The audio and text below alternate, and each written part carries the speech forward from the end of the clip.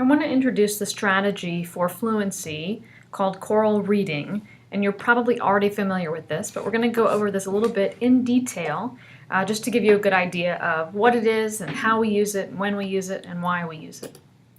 So we start with what is choral reading. First of all, choral reading is reading aloud in unison with a whole class or a group of students.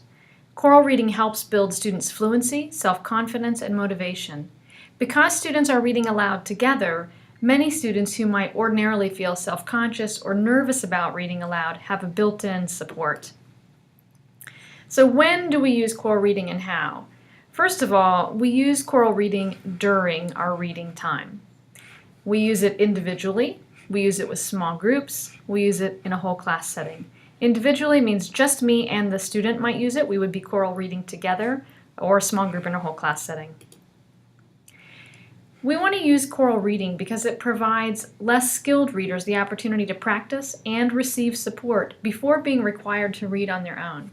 It provides a model for fluent reading as the student listens, and it helps improve the ability to read sight words. There are 5 steps to using choral reading in your class. 1, we're going to start with choosing a book or a passage that works well for reading aloud as a group, such as words or texts that are patterned or predictable if we're working with beginning readers, not too long, and is at the independent reading level of most of the students. Step 2, we want to provide each student a copy of the text so that they can follow along. If you have an overhead projector or an Elmo, you might want to use that, or you could place students at a computer monitor with the text on the screen. Step 3, read the passage or story aloud and model fluent reading for the students.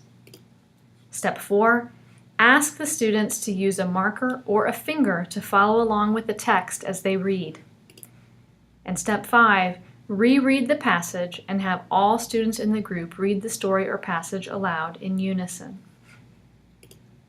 So what does this look like in a real classroom? We're going to look at a short video, Carmen Tisdale's first grade classroom in Columbia, South Carolina. And as we watch this, I want you to observe how Carmen models fluent expressive reading using text cues and her students follow along the text silently. Also, notice that then the kids read aloud together. And then third, you'll see Joanne Meyer, who's the research director, and she introduces the strategy and reminds teachers to be sure to carefully match the students, the text to the students' reading level, and to check in and be sure that the kids are understanding what they read. Okay, so let's slide this in here, and we'll watch this. Choral reading can be done across grade levels and across content area.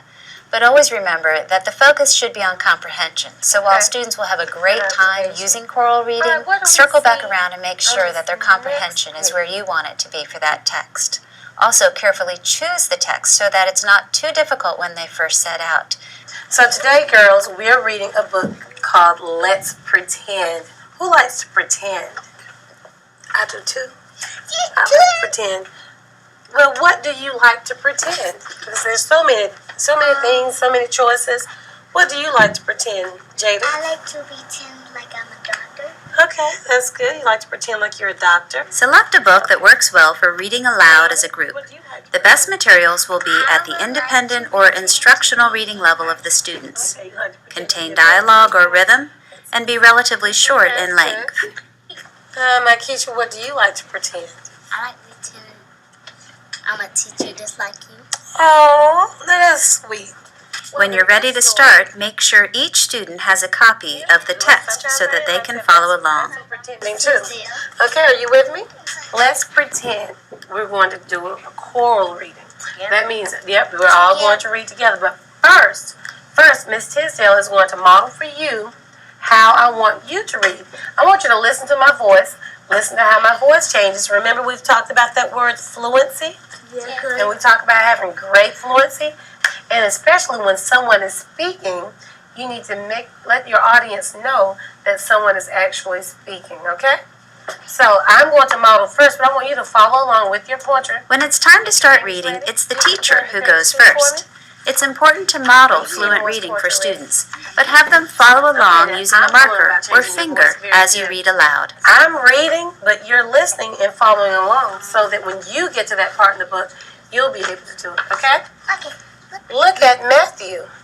Matthew is a rabbit. Matthew is not happy. Okay, now I want you to notice on this page that we see quotation marks. And remember, when someone's using quotation marks, that means what? What does that mean, Brianna? That means that somebody is talking. Somebody's talking or speaking. So I want you to listen to how my voice changes. Grrr, grrr, said Emma. I am a bear. I am a big bear. Grrr, grrr. Notice I said big bear. I want you to put your finger under the word big. What's different about that word? Talia?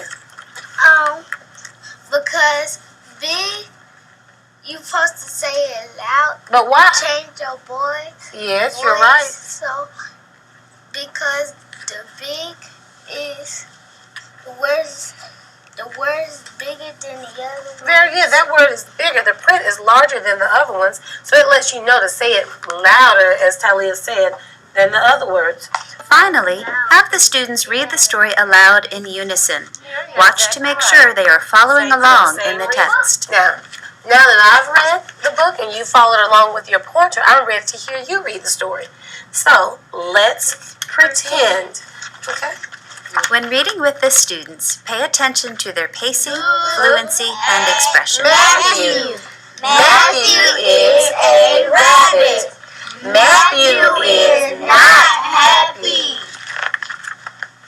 Grrr, grrr, said Emma. I am a bear.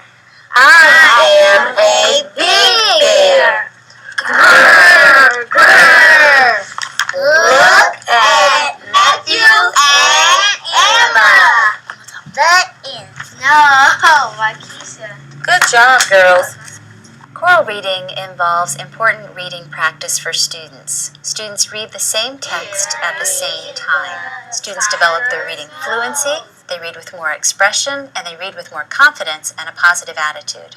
So can you growl like a bear? And remember, there's an exclamation point there. Grrr, grrr. Good job.